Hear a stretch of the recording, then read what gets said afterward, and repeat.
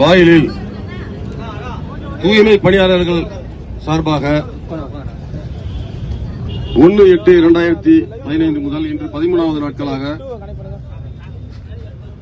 போராட்டத்தில் ஈடுபடும் இந்த தூய்மை பணியாளர்களே, உங்கள் தலைவர் திரு பாரதி உழைப்போர் உரிமை இயக்கம் சார்பாக நீதிமன்றத்தில் வழக்கு தொடரப்பட்டு அந்த வழக்கு மற்றும் மற்றொரு வழக்கு தலைமை நீதியரசர் முன்பாக வந்த வழக்கு, இரு வழக்குகளும் நீதிமன்றத்தில் விசாரணைக்கு எடுத்துக் கொள்ளப்பட்டது.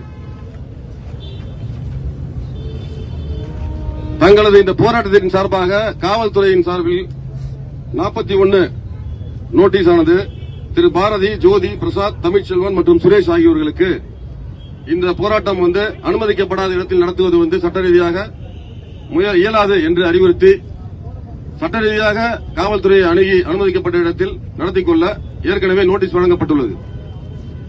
இதையெல்லாம் நீதிமன்றத்தில் தெரிவித்து இன்று விசாரணையில் நீதிமன்றமானது இந்த போராட்டமானது அனுமதிக்கப்படாத இடத்தில் நடத்திட இந்த தூய்மை பணியாளர்களுக்கு வழங்க இயலாது என்று அறிவுறுத்தி தங்கள் அனைவரும் இந்த இடத்தில் அனுமதிக்கப்படாத இடத்தில் இந்த போராட்டம் நடத்துவது சட்டப்படி முறையல்ல என்று கூறி கலைந்து செல்லும்படி தங்களுக்கு உத்தரவிட்டுள்ளது.